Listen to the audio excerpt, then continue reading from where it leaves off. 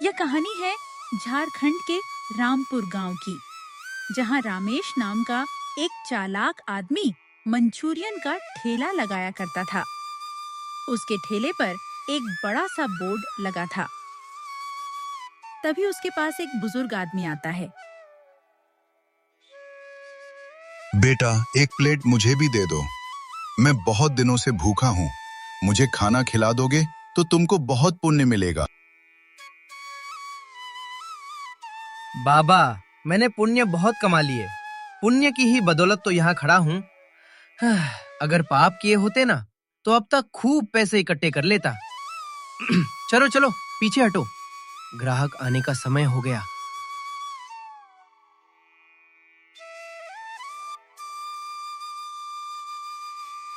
तभी उसकी दुकान पर दो ग्राहक पहुंचते हैं। अरे ये क्या? मंचूरियन की प्लेट मात्र 10 रुपए। जी हाँ, 10 रुपए प्लेट। लाओ भैया, एक प्लेट हमें भी दे दो। रामेश ने प्लेट में मंचूरियन निकाली और दोनों ग्राहकों को थमा दी। अरे वाह, कितनी स्वादिष्ट मंचूरियन है। हाँ, सही कहा। 10 रुपए के हिसाब से तो ये बहुत ही बढ़िया है। मैं तो रोजाना यहीं से खाऊंगा भैया। दोनों ग्राहकों ने मंचूरियन खत्म की। तभी रामेश ने उनसे रुपए मांगे। लाओ भैया, आप दोनों के 50-50 हुए। अरे ये क्या, 50 कौन से हिसाब से भाई? यहाँ सामने ही तो तुमने लिखा हुआ है 10 रुपए प्लेट। हाँ, बिल्कुल सही लिखा है। 10 रुपए प्लेट ही है, लेकिन इसके अंदर तुमने 40 रुपए की मंचूरियन खाई है। उसके पैसे भी तो जोड़े जाएंगे ना। अरे ये तो साफ धोखाधड़ी है भाई। लेकिन मंचूरियन तो खा चुके थे, इसलिए मजबूरी में उन्हें पैसे देने पड़े। रामेश ने सभी से इसी तरह 50-50 रुपए लिए और पूरे दिन हजारों रुपए कमा लिए। इसे कहते हैं धंधा करने का तरीका। 10 रुपए की प्लेट। इसी गांव में विशाल नाम का एक ईमानदार आदमी अपने परिवार के साथ रहता था। विशाल मेहनत मजदूरी करके पैसे कमाता था। एक दिन विशाल मजदूरी करके घर लौट रहा था। तभी उसे सामने रामेश का ठेला दिखाई दिया। अरे 10 रुपए में मंचूरियन, चलो आज यहीं कुछ खा लेता हूँ। विशाल ने भी वहां मंचूरियन खाई।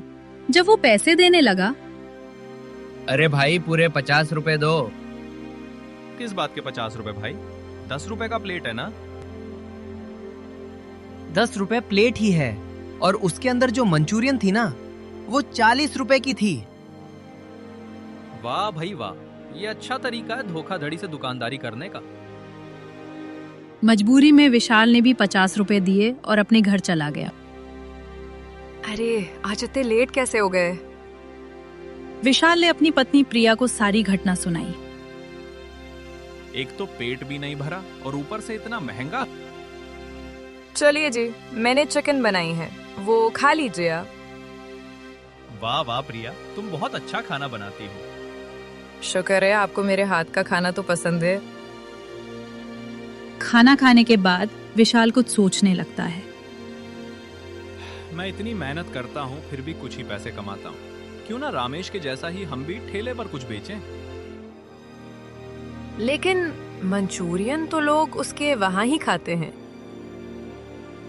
अरे हम मंचूरियन नहीं, चिली चिकन बेचेंगे। तुम इतनी अच्छी चिकन जो बना लेती हो, और वैसे भी वो धोखाधड़ी कर रहा है। मुझे नहीं लगता ग्राहक उसके पास ज्यादा समय रहेंगे। सही कह रहे हो आप, और हम भी वो 10 रुपए में ही खिलाएंगे। हाँ, लेकिन असली 10 रुपए में, कोई धोखा नहीं।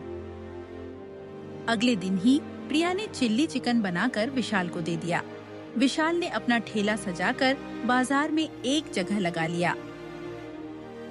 तभी दो ग्राहक वहां आए। लो भाई, ये भी रामेश जैसा ही लोगों को उल्लू बनाएगा।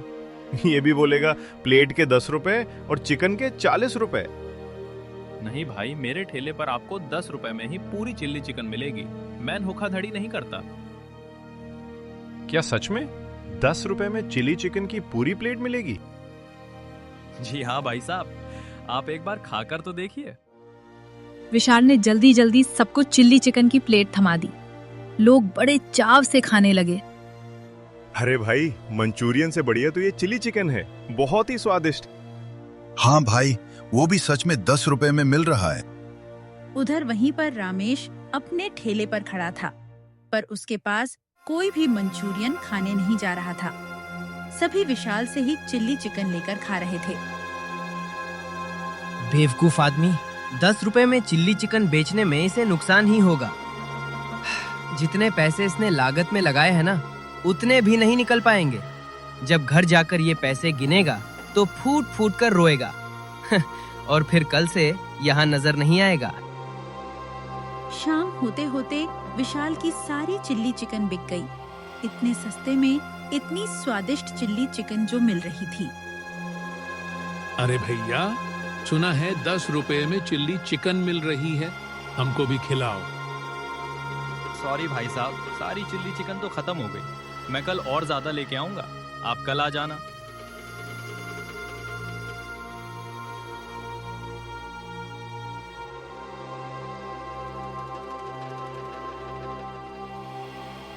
प्रिया, ये देखो आज मैंने कितने पैसे कमाए। सारे खर्चे काट दूं तो 300 रुपए बच रहे हैं।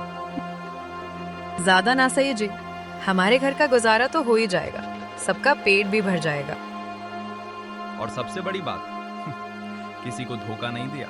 विशाल का ठेला सही चलने लगा और उसकी काफी अच्छी कमाई भी होने लगी। इधर रामेश जल भुनकर साजिश सोचने लगा।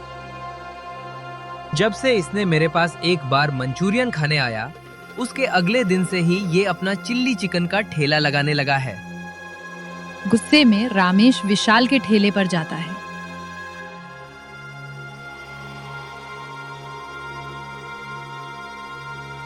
देखो विशाल, तुम यहाँ चिल्ली चिकन नहीं बेच सकते। क्यों भाई, क्यों नहीं बेच सकता? यहाँ पर मैं ठेला लगाता था और तुम मेरा देखकर ही चिल्ली चिकन बेचना शुरू किए हो। तुमने मेरा आइडिया चोरी किया है। तुम्हें लगता है तुम्हारे ऐसा कहने से मैं यहाँ से चला जाऊंगा? हर किसी को अपना काम करने का हक है, और वैसे भी मैं तो ईमानदारी से धंधा कर रहा हूँ, तुम्हारी तरह धोखा नहीं दे रहा।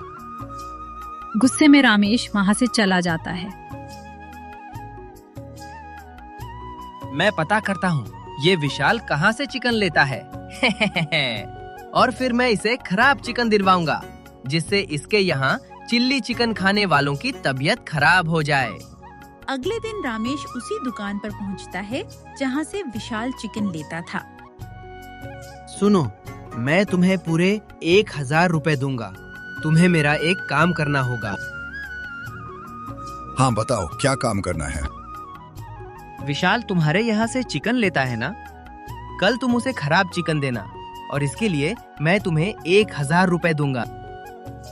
लेकिन भाई, तुम मुझे एक बार 1000 रुपए देकर चले जाओगे, पर विशाल तो हमेशा मुझसे चिकन लेता है।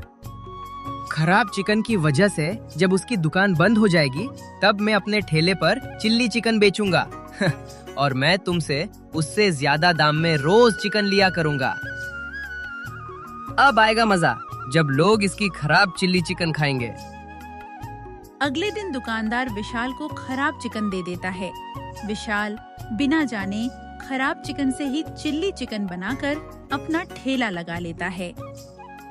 विशाल अपने ग्राहकों को चिल्ली चिकन की प्लेट लगा देता है। वो लोग खाने लगते हैं। ये क्या है? कैसी बदबू आ रही है? थू, ये कितने दिन पुराना चिकन है? इसमें तो बांस मार रहा है। ये कितने दिन पुराना चिल्ली चिकन खिला रहे हो तुम? ताजा बना रहे हो? ये देख, कितनी बदबू आ रही है इससे। मुंह में रखते ही उल्टी आ रही है। कुछ ही देर में विशाल के ठेले पर गुस्साई भीड़ इकट्ठा हो गई। हाँ भाई बता, तू कहाँ से निकल आया इतना खराब चिकन लोगों को खिलाने? मुझे नहीं पता भाई साहब, मैं तो हमेशा की तरह उसी दुकान से चिकन लेकर आया हूँ। क्यों भाई, ये तुमसे आज चिकन लेकर गया था ना? हाँ, ये 5 किलो चिकन लेकर गए थे। तो फिर तू इन्हें सड़ा चिकन देने लगा है क्या? दुकानदार समझ जाता है कि उसका भांडा फूट गया है। वो डर के मारे सारी बातें उगल देता है।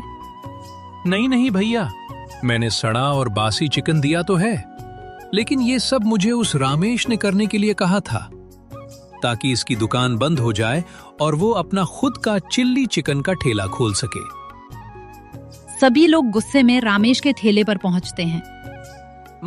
मुझे माफ कर दो, मैं गलत था। तुमने बहुत गलत किया है रामेश। अगर उस खराब चिकन को खाकर किसी की तबीयत ज्यादा खराब हो जाती तो? मुझे माफ कर दो विशाल। अब से मैं कभी तुम्हारे साथ चालाकी करने के बारे में नहीं सोचूंगा। सिर्फ इतना ही नहीं, अब से तू यहाँ अपनी दुकान नहीं लगाएगा और मंचूरियन भी नहीं बेचेगा। उसके बाद से रामेश गांव में कहीं नजर नहीं आया और विशाल का चिल्ली चिकन का ठेला और भी मशहूर हो गया। लोग दूर दूर से उसकी ईमानदारी और स्वादिष्ट चिल्ली चिकन खाने आने लगे। देखा प्रिया, ईमानदारी से किया गया काम हमेशा सफल होता है। बिल्कुल, और अब तो पूरे गांव में हमारी इज्जत है। तो दोस्तों, यह थी रामपुर गांव की कहानी, जहां ईमानदारी ने धोखाधड़ी को हरा दिया। याद रखिए, छोटे फायदे के लिए किया गया धोखा आखिर में बड़ा नुकसान करवा देता है।